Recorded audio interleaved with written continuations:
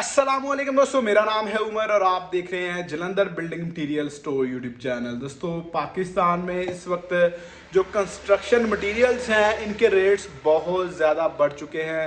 पिछले तकरीबन एक साल के दौरान रेट्स में डबल इजाफा देखने में आया था। जो सरिया का रेट 150 रुपये किलो था या 130 रुपये किलो था, अब मौजूदा अभी जो 50-60 रुपये पिछले 2 महीनों में कम होने के बावजूद भी 250 रुपये पर किलो था। और आपका जो सीमेंट का रेट था वो भी आपको पता है कि किस तरह इजाफा हुआ पिछले एक साल के दौरान।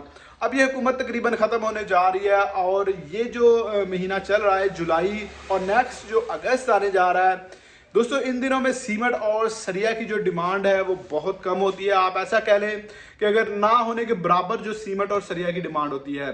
तो ऐसे में जब डिमांड इतनी कम होगी तो एक्सपेक्टेशन यही थी कि भाई अगर डिमांड इतनी कम होती है और हुकूमत का जो लास्ट जो टर्नओवर चल रहा है 10-15 दिन या एक महीना, तो इसमें हुकूमत जो है काफ़ी ज़्यादा टैक्सेस हो सकता है कम करे और सीमेंट स्पेशली जो कंस्ट्रक्शन इंडस्ट्री है इसको बूस्ट मिले और सीमेंट का रेट 1000 रुपये के राउंड अबाउट आए या 1050 रुपये के राउंड अबाउट आ जाए और आपका जो स्टील है वो भी 200 रुपये के राउंड अबाउट आ जाए। तो स्टील के हवाले से मैंने आपको अपडेट भी दी थी कि भाई डॉलर का रेट नीचे आया था, लेकिन डॉलर का रेट नीचे आया, IMF के साथ डील हुई, 2-3 दिन तो डॉलर का रेट 270 रुपये के राउंड अबाउट रहा, लेकिन उसके बाद अचानक से फिर उसको जो है बूस्ट मिला और वो 290 रुपये के राउंड अबाउट फिर पहुंच चुका है। तो ऐसे में जब डॉलर का रेट इतना ज़्यादा बढ़ जाता है तो भाई आपका स्टील जो है, क्योंकि इसका रॉ मटेरियल सारा बाहर से इंपोर्ट होता है, तो उसके रेट में कमी के चांसेस कम हो जाते हैं। तो दोस्तों, क्या अभी भी कोई चांस है कि स्टील का रेट 200 रुपये तक आए और सीमेंट का जो बैग है ये कोई 1000 रुपये के राउंड अबाउट आने का चांस है या नहीं? चले मैं वीडियो में आपको बताता हूँ। उससे पहले आप दोस्तों के लिए एक अच्छी न्यूज़ है कि दोस्तों अगर आप किसी भी कंस्ट्रक्शन मटेरियल का ताज़ा तरीन रेट मंगाना चाहते हैं तो सिंपली गूगल पर जाएं और ये हमारी वेबसाइट है jbms.pk। आपने सिंपली करना ये है, गूगल पर jbms.pk लिखना है, आपके सामने हमारी वेबसाइट आ जाएगी। उधर से आप तमाम जो कंस्ट्रक्शन मटेरियल्स हैं इनके ताज़ा तरीन रेट्स चेक कर सकते हैं।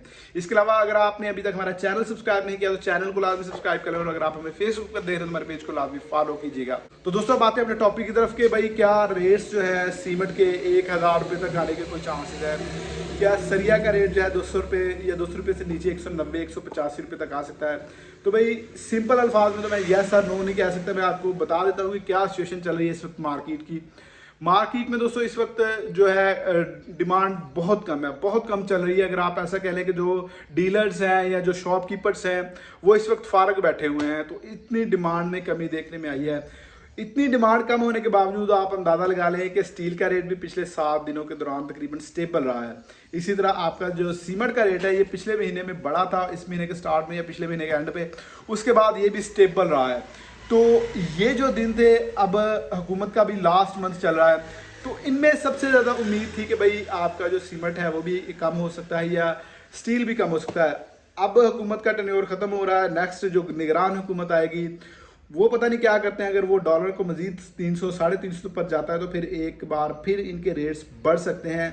मेरे ख्याल से जो मेरी प्रेडिक्शन है वो मैं आपको बता देता हूँ कि भाई आने वाले दिनों में जो है सीमेंट का जो रेट है इसके रेट में कोई खातर खा कमी देखने में नहीं आएगी।